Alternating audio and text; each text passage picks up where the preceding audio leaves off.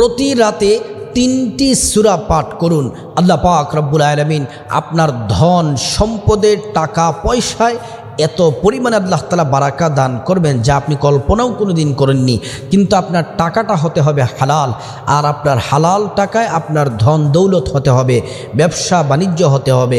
আর এই হালালভাবে উপার্জনের পরে আপনি যদি প্রতি রাতে যদি 3টি সূরা যদি পাঠ করতে পারেন, আপনার টাকা পয়সার মধ্যে আল্লাহ তাআলা প্রচুর পরিমাণে বারাকা দান করবেন।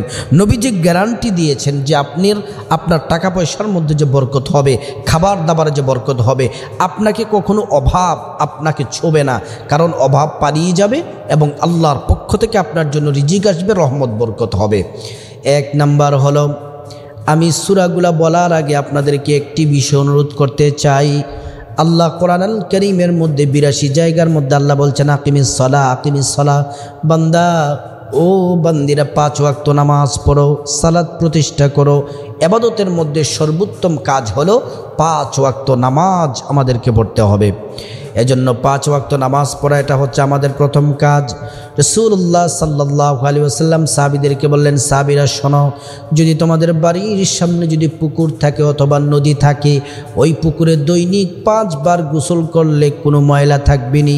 সাহাবীরা বললেন, ইয়া রাসূলুল্লাহ, একবার গোসল করলেই তো ময়লা থাকে না, আর 5 বার গোসল করলে ময়লা থাকার কোনো সম্ভাবনা নাই। নবীজি বলেন, 5 ওয়াক্ত নামাজ যদি তোমরা পড়ো, তোমাদের শরীরের মধ্যে কোনো গুনাহ থাকবে না। সুবহানাল্লাহি ওয়া বিহামদিহি, কোনো গুনাহ থাকবে না। এজন্য 5 ওয়াক্ত নামাজ পড়তে হবে। প্রতি রাতে 3টি সূরার প্রথম নাম্বার যেই সূরাটি মাগরিবের নামাজের পরে সূরাতুল ওয়াকিয়ার আমল করবেন। 27 নম্বর পারা আর রহমান সূরার পরের সূরা বিসমিল্লাহির রহমানির রহিম। ইযা ওয়াকাআতিল ওয়াকিআ লাইসা লিওয়াকাআতিহা কাযিবা খাফিদাতুর রাফিআ ইযা রুজ্জাতিল আরদু রাজ্জা। সূরাতুল ওয়াকিয়ার আমল করবেন। আব্দুল্লাহ ইবনে মাসউদ রাদিয়াল্লাহু আনহু ইন্তেকালের পূর্ব মুহূর্তে উসমান রাদিয়াল্লাহু আনহু গেলেন, গিয়ে বললেন, ভাই, বাইতুল মাল থেকে আপনার সন্তানদের জন্য কিছু সম্পদ দিতে চাই। আব্দুল্লাহ ইবনে মাসউদ মৃত্যুর পূর্বাক্ষণে বললেন, না না, আমার সন্তানদেরকে রাসূল শিখিয়েছেন এবং বলে দিয়েছেন, যারা সূরা ওয়াকিয়ার আমল করবে তাদের কখনো খাবার দাবার অভাব হবে না, রিজিকের অভাব হবে না। আমার সন্তানদেরকে সূরাতুল ওয়াকিয়া শিখিয়ে গেছি। প্রতি রাতে মাগরিবের পরে যদি তারা সূরাতুল ওয়াকিয়ার আমল যদি করে, তাদের কখনো রিজিকের অভাব হবে না।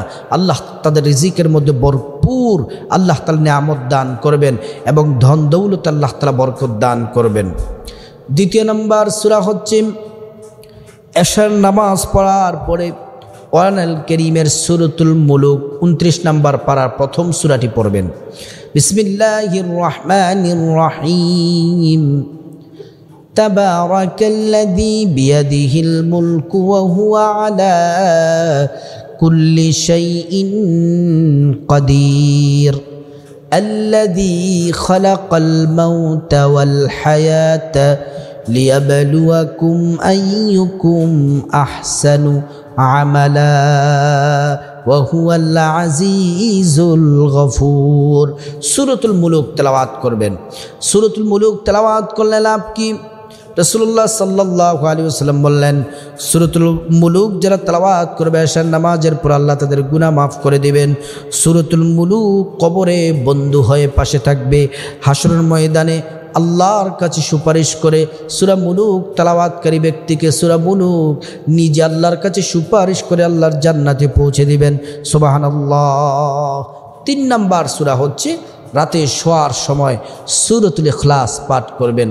একবার পড়লে 10 পারা কোরআন পড়ার সওয়াব পাওয়া যায়, 2 বার পড়লে 20 পারা কোরআন পড়ার সওয়াব পাওয়া যায়, 3 বার পড়লে সম্পূর্ণ কোরআন খতমের নেকি পেয়ে যাবেন, 10 বার পড়লে জান্নাতে বিল্ডিং আপনার জন্য বরাদ্দ হবে।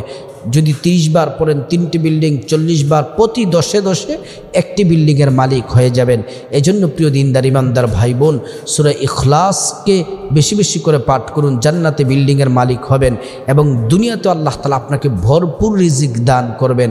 আপনাকে কখনো অভাব আপনাকে গ্রাস করবে না।